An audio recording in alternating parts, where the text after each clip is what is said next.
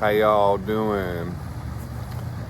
Well, I had some rough news yesterday. I got kicked off of a project that I was very excited about because of speaking my mind. I got a letter from the person involved in it saying that they are wanting to take me off the project because they don't want it to stir up controversy. They don't agree with my stance, but they think I should have the right to speak my mind. It was a nice email delivering very bad news. So I responded with an email. I don't have the person's email address because it was sent through the producer of the project. And I'm not going to name the project or the person because that's not the point of this, but more just to, I wrote I think a thoughtful email back that I thought is worth sharing because I think this is an issue facing lots of us. A lot of people are losing a lot of things for speaking their mind or taking positions that are against the mainstream narrative. So here was the email I wrote back, which I haven't sent yet, but I might not send it. This might be me sending it. It's a strange position this puts me in because it's like a gauntlet being thrown down on a situation I had little concern over, but a project I worked quite hard on. I already had recorded the track, and it's really good. And obviously would have been excited to be a part of. As an artist, it's kind of an illustrious crew of artists. Wow, thank God that thing turned off. Okay. As an artist, it's in our nature is like a compilation. As an artist, it's in our nature to redeem the negative things that occur in our lives, to turn the crap into diamonds, so to speak, or at least to try to. That's as natural for us as breathing is. My feelings about the shot are this: if you want to get it, you should, and I wish you well and hope you have a long, safe, and happy life full of love and joy. Many of my dear friends have gotten it, and most of my family. I love them all dearly. And if you don't want to get it, I understand that perspective and agree with it, but don't consider this to be the central issue of what determines the moral quality of an individual. I don't want to go into all the reasons I don't think it's right for me, but suffice it to say, there are also many significant reasons for people to choose this course as well. Though the media, funded by Big Pharma, tries its best to make us believe that's the case, that a person chooses not to get it. If a person chooses not to get it, they are somehow bad, dirty, or even evil. Techniques of division such as this do have an uncomfortable historical precedence and horrendous outcomes. I think the division all this is creating is from the dark, and people should live and let live. People should be able to speak their mind without losing jobs and livelihood, particularly when it's an area shrouded in as much controversy and suspicion as this one is. Many healthcare workers who were considered heroes a year ago have been kicked to the curb and left to fend for themselves. Likewise with the fire department and police department here in our city of NYC. I have a good friend who's a fireman who's facing joblessness and then possible homelessness as a result.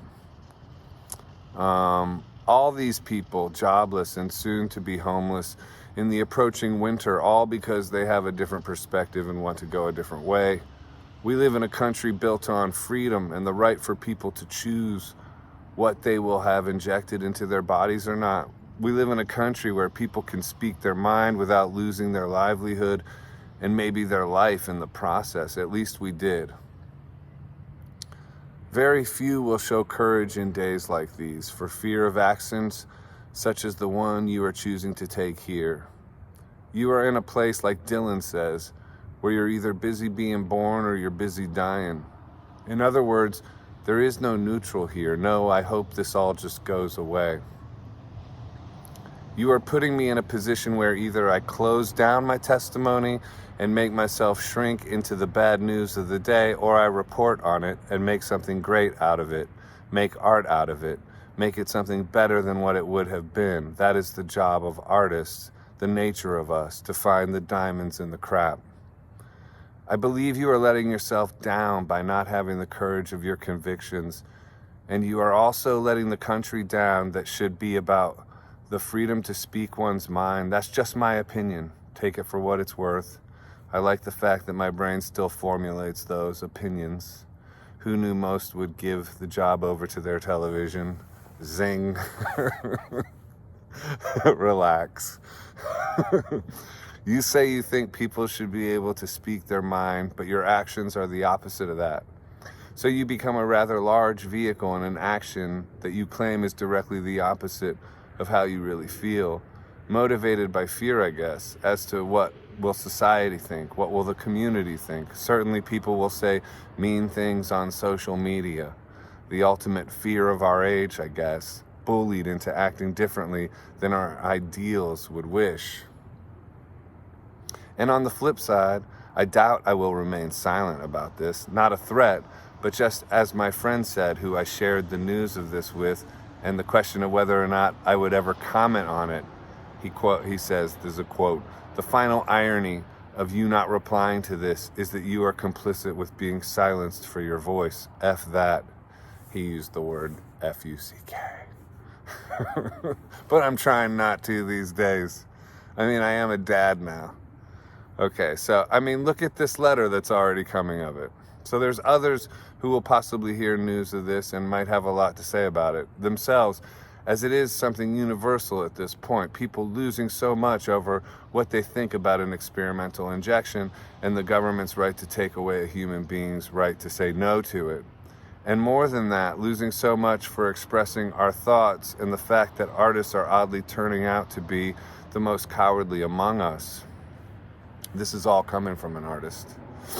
You are on the side of taking away all those rights. You are on the side of punishing people who speak out against that. You are on the side of tyranny and the decimation of anyone with courage enough to stand up against it. That is the side your actions are taking. Anyway, even if you believe yourself to be against those things. As someone who is standing for personal freedom, it's my duty to deliver my testimony. My testimony is just about all I got at this point. I've lost my management, my booking agent, countless gigs, fans, a record deal or two, a band, 2 completed records, 1 a double record, and now this tribute. It's interesting, the song that I'm singing, okay? And here, I will omit this part because I realize that I can deliver my testimony without naming names, and I ultimately don't blame you for your fear. I understand, but still, it's a shame you let it lead you. So I'm skipping this part of the song. I feel like I could sing that to you now. It's a great song. Maybe I'll do a different version of it one of these days. I feel like I could sing that to you now. Not because I know you that well, but because we are fellow humans and we know the right and wrong things to do in days like these. We know what makes us courageous and what makes us cowards. I feel like I'm writing this letter to a friend who's making a mistake, who's doing something she will regret for a long time to come. I mean, if you really do believe people should be able to speak their mind, as you say, it would be a mistake for being the one banishing someone for doing just that. I'm for live and let live. I'm for freedom of speech. I'm for the government not deciding what people should inject into their bodies or not. I'm all for people making their own choices in that department. And I love people no matter their perspective, so long as they can also respect those that think differently. I'm not anti-V. I'm anti-mandates. I'm anti-experimental injections with no long-term traits for 5-year-olds. I'm anti those things, but I'm not anti-V, just for the record. Anyway, this has gone on long enough. The point I'm trying to make is there is no neutral. There is no sideline, not anymore. And I got no hard feelings, but you are choosing a side your own words disagree with. And you are making the issue that you don't want to touch the record be all over that record. You are making that record into a symbol of anti-freedom. I don't think that is what your father would have wanted, And I don't think he would be for mandates and tyranny either, or punishing people for speaking their mind. Obviously, I never knew the man, but that's just the feeling I get. May God's love be with you always, Joseph. So yeah, that's it. That happened to me yesterday, and that was like a rough thing because I kind of felt an upswing. I was just giving like a message of love and peace, love, and understanding, and yeah, then I was like, oh, boom, you're out. So we fight. We fight. We live to fight another day, and we don't let any weapon formed against us prosper, and we just keep on keeping on. All of us. I love all of you. I wish peace to all of you, and if you think differently than me, that's okay with me. I hope me thinking differently than you is okay with you. But I understand that a lot of people have a problem with that. So anyway, this has gone on long enough. I just wanted to give you the story, and I thought that email was pertinent to share because I think it speaks to an issue that's affecting many of us right now. God bless you.